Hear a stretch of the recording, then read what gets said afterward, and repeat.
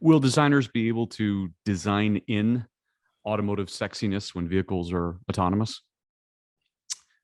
Well, that assumes that you're assuming that autonomous is going to be everywhere in the industry and ubiquitous, and I don't necessarily believe that. Okay. I think that autonomous has a place, and I think autonomous capability has something, but I do believe that there's a passion of being engaged in the operation of a device that will probably not go away completely in my lifetime. But I do think, yes, in the environments, can you design something that's desirable or pleasing?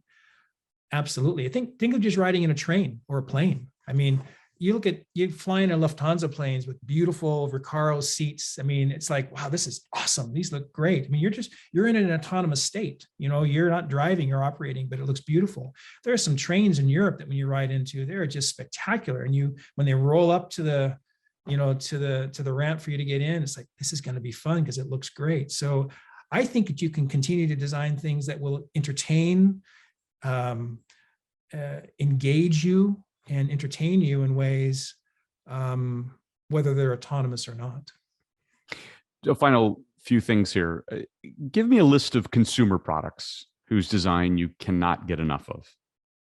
Phones, watches, clothes, glasses. That's a good question.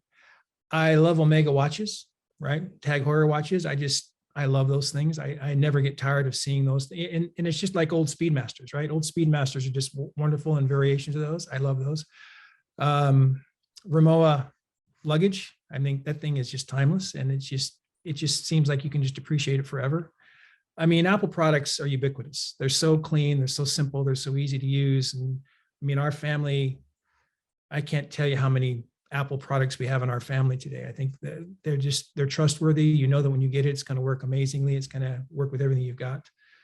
Those are some top level things that I think probably everybody would kind of go after. I think I appreciate I appreciate the products we built at Under Armour. I'm there, but I love Hugo Boss suits because they're beautiful. They're tailored so wonderfully. The materials, I appreciated them when I started when I worked in Germany 30 years ago, right? And have been able to buy a few. It's like, I just love them. It makes you feel good. It makes you have a better opinion of yourself. And I just know the quality is there.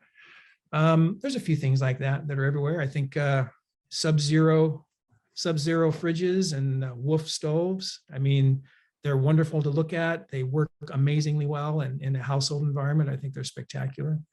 DeWalt tools, they maybe not be the most professional, but boy, how do they sure look good. And they do. Yeah. Screams well. So there's several things that I think you can align yourself to. Oakley sunglasses.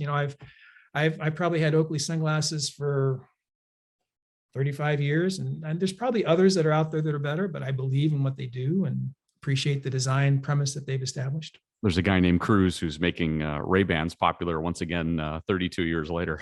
It's kind of amazing, isn't it? And that emotional connection which designers can invoke is what's so important for designers. No matter what you're designing, that emotional connection is what you're trying to elicit with customers.